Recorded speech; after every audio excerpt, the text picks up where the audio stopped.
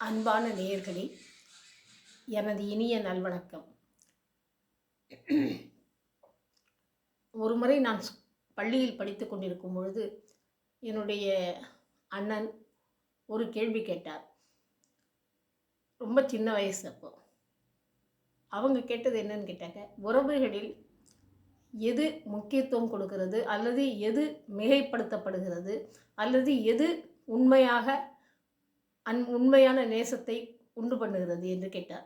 எப்படின்னு கேட்டாக்க, தாய் மக்கள் உறவா அல்லது தமையன் தமக்கை உறவா, அதாவது சிஸ்டர் பிரதர்ஸா அல்லது மதர்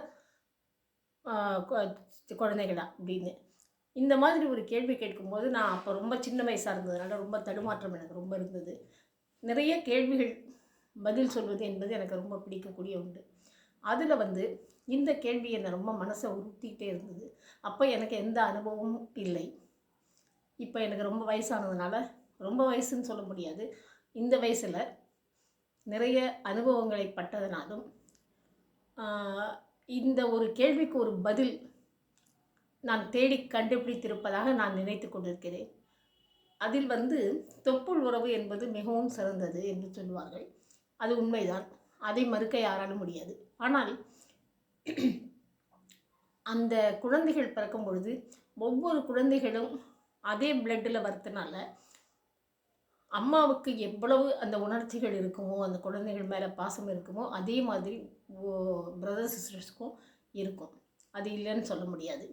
ஆனாக்க என்ன அப்படின்னு கேட்டாக்க, தாய் என்பவள் பொறாமையற்றவள், தனக்கு மிஞ்சி தானம் தர்மம் என்று நினைக்காமல், தன்னை பற்றி எதுவுமே கருதாமல் குழந்தைகளுக்காக செய்யக்கூடிய ஒரு நல்ல உள்ளம் படைத்தவள் என்று சொல்லலாம். ஆனால் சகோதர சகோதரிகள் என்று வரும்பொழுது நிறைய போட்டி, பொறாமை, எரிச்சல் எல்லாமே இருக்கிறது. இல்லை என்று இதையும் மறுக்க முடியாது. இப்போ இந்த இதில் உணர்ச்சிகளும் அறிவுகளும் சேரும்பொழுது இந்த உறவுகளில் எப்படி ஒரு போராட்டம் நடக்குதுங்கிறது தான் இப்போ பற்றி இந்த வீடியோவில் நம்ம பார்க்க போகிறோம். இந்த வீடியோவில் நம்ம பார்க்குறது உங்களுக்கு பிடிச்சதுனாக்க சப்ஸ்கிரைப் பண்ணுங்கள். ரொம்ப எளிமையான விஷயத்தை நான் சொல்ல போகிறேன். என்னன்னு கேட்டாக்க, அவங்க உறவுகளில்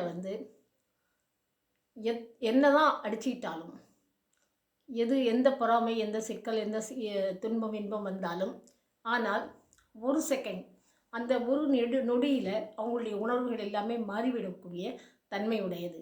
அதுக்கு காரணம் என்னென்னா, பிளட் இஸ் திக்கர் தென் வாட்டர். இந்த பிளட்டுங்கிறது அந்த மாதிரி ஒரு உணர்ச்சிகளை காட்டுகிறது.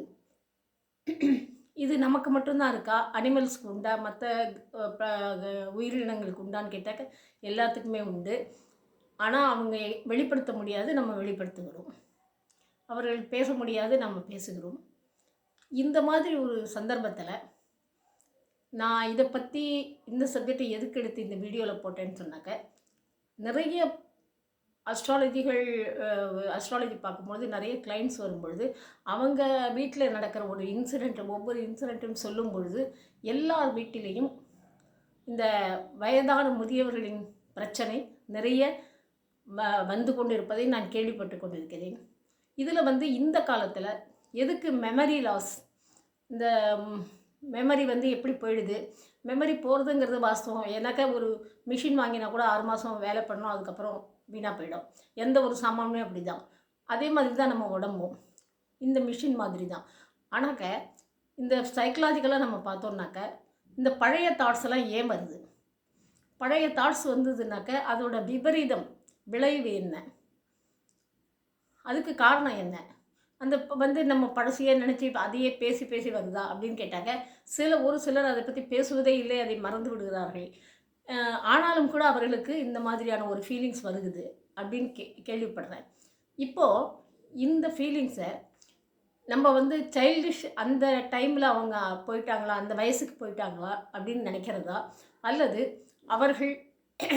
அவர்கள் எதை நினைத்து கொண்டு சப்கான்ஷியஸ் மைண்டில் ஸ்டோர் பண்ணியிருக்காங்களோ அது இப்போ வெளியில் வருதுன்னு சொல்கிறதா, ரெண்டுமே புரியல.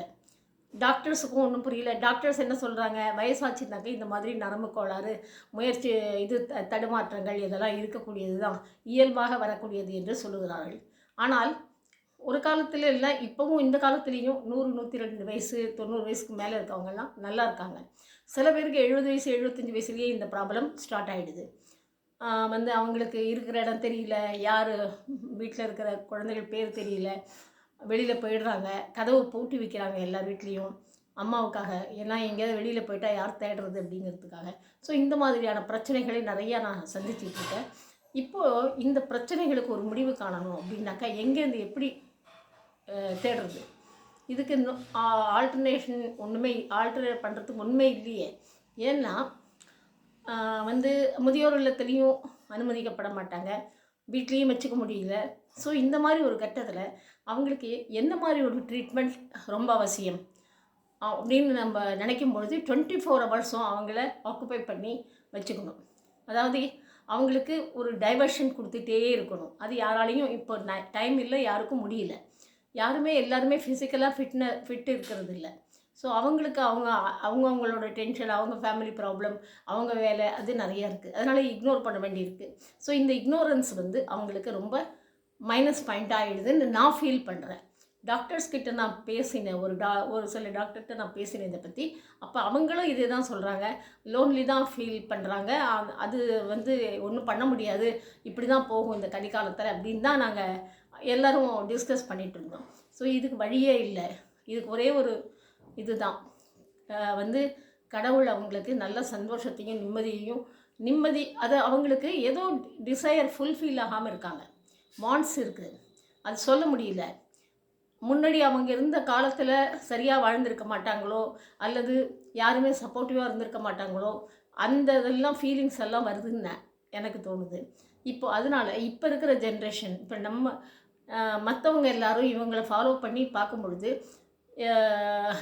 இந்த மாதிரியான விஷயங்களை சின்ன சின்ன விஷயங்களை வீட்டிலையும் குடும்பத்திலையும் பிரச்சனைகள் வந்தாலும் அதை அனுசரித்து சண்டை போடாமல் வந்து அவாய்ட் பண்ணுறது ஒரு விதத்தில் நல்லது. ஏன்னு கேட்டாக்க இது வந்து நம்ம மனசை ரொம்ப பாதிக்கும். இந்த பாதிப்பு வந்து வயசு ஆக ஆக அது அப்போ தெரியாது, அதுக்கப்புறம் அதெல்லாம் வெளியில் வரும். சில பேரை பார்த்துருக்கீங்க, பைத்தியமாக இருப்பாங்க. ஆனால் அந்த பைத்தியமாக இருந்தாலும் கூட அவங்க சொல்கிற இன்சிடெண்ட்டெல்லாம் கரெக்டாக இருக்கும். பிகாஸ் அவங்க பார்த்தது சின்ன வயசில் அவங்க அனுபவித்தது, அல்லது அவங்க யாருடைய கதையோ கேட்டது, அதெல்லாம் சொல்லும் பொழுது வெரிஃபை பார்த்தாக்கா கரெக்டாக இருக்கும். ஸோ அந்த பைத்தியம் கூட அவங்க சரியாக தானே சொல்கிறாங்கன்னு அர்த்தம். வணக்கம். இந்த எபிசோடில் நாளைக்கு அடுத்த எபிசோடில் இதை பற்றி தொடர்ச்சி காண்போம். நன்றி, வணக்கம்.